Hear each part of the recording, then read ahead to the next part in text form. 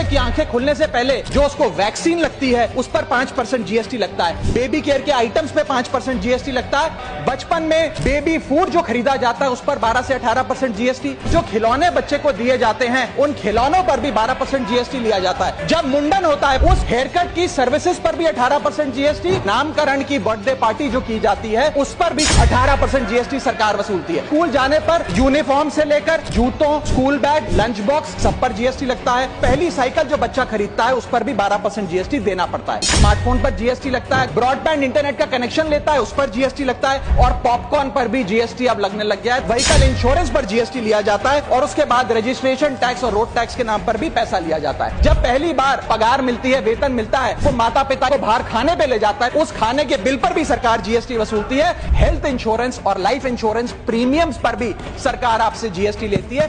फिर इंसान शादी करता है, इस बीच बैंक्वेट हॉल की बुकिंग पे टैक्स भरता है। शामियाना खाना, केटरिंग सर्विसेज लेता है, उस पर जीएसटी भरता है। वेडिंग इनविटेशन से लेकर ब्राइडल मेकअप से लेकर हनीमून के ट्रैवल तक हर चीज पर सरकार आपसे जीएसटी वसूलती है। बूढ़ा हो जाता है, दवाई इलाज की जरूरत पड़ती है तो हेल्थ केयर बिल पर, दवाइयों पर आपसे जीएसटी लिया जाता है। जब कोई इंसान मरता है तो उसके अंतिम संस्कार में देसी घी, चंदन वुड, नारियल इत्तर जैसा सामान इस्तेमाल होता है, उस पर भी जीएसटी लगता है।